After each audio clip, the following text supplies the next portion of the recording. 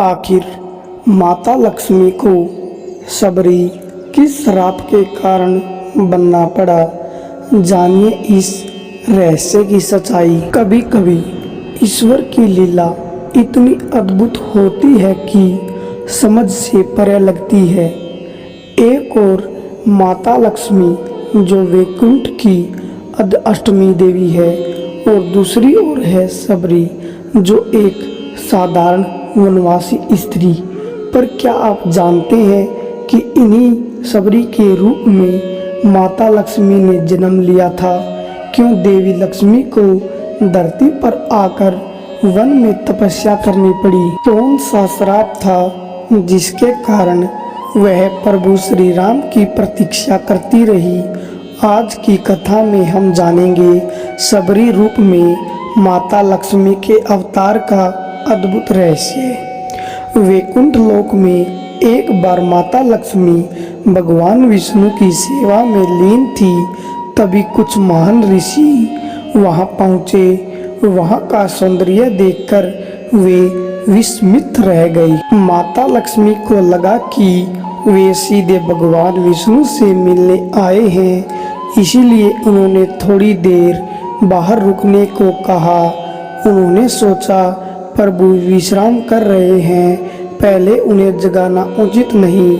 ऋषि सम्मानित अतिथि थे, पर माता लक्ष्मी की यह बात उन्हें अभिमान जैसी लगी। उन्होंने कहा, देवी, अहंकार के कारण तुमने हमें प्रतीक्षा करने को कहा, तुम्हें इसका फल भोगना ही पड़ेगा। और क्रोधित होकर उन्होंने कहा, जाओ देवी, अगले जन्म में तुम्हें वन में रहना होगा जहां तुम प्रभु की प्रतीक्षा करोगी, पर उनसे तुरंत नहीं मिल पाओगी।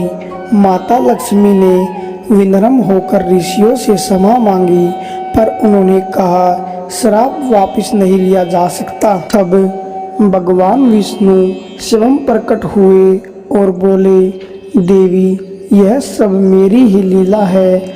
इस श्राप के माध्यम से तुम धरती पर जाकर मेरे राम अवतार में मेरी भक्ति बनोगी।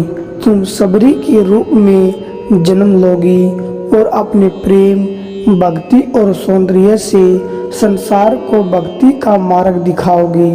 काल बीता, त्रेता युग आया। एक छोटे से आश्रम के पास एक भील कन्या का जन्म हुआ। सबरी जब उसका विवाह तय हुआ तो उसने देखा कि उसके घर सैकड़ों बकरे बकरियां बलि के लिए लाई गई है।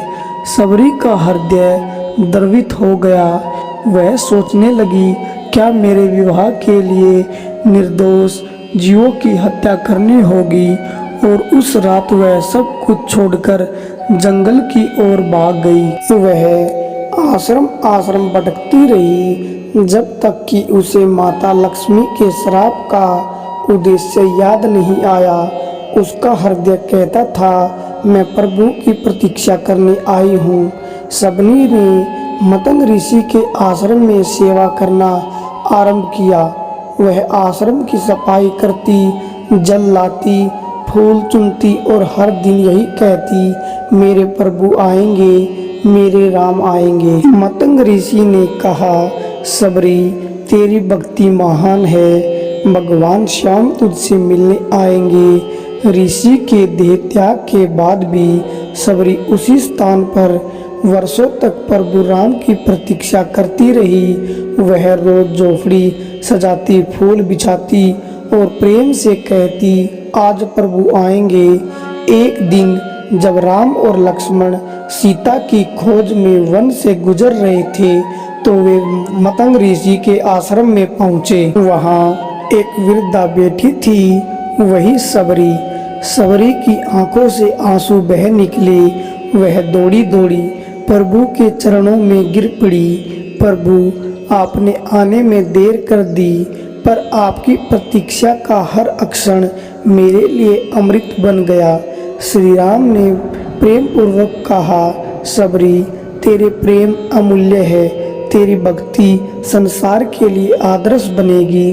और फिर वही दृश्य जहाँ सबरी प्रेम से प्रभु को बेर खिलाती है। हर बेर को पहले स्वयं चखती है कि कहीं खट्टा न हो जाए। यह भक्ति का सर्वोच्च रूप था, जहाँ भक्त के हृदय में केवल प्रेम था, न कि किसी नियम कायदे की चिंता। प्रभु श्री राम ने कहा, देवी तुम्हारा श्राप अब समाप्त हुआ। तुमने संसार को दिखा दिया कि शक्ति भक्ति कैसी होती है। अब तुम पुनः अपने वैकुंठ लौट जाओ। और अग्नि ज्योति के रूप में सबरी का देह विलीन हो गया। वह पुनः माता लक्ष्मी के रूप में वैकुंठ चली गई।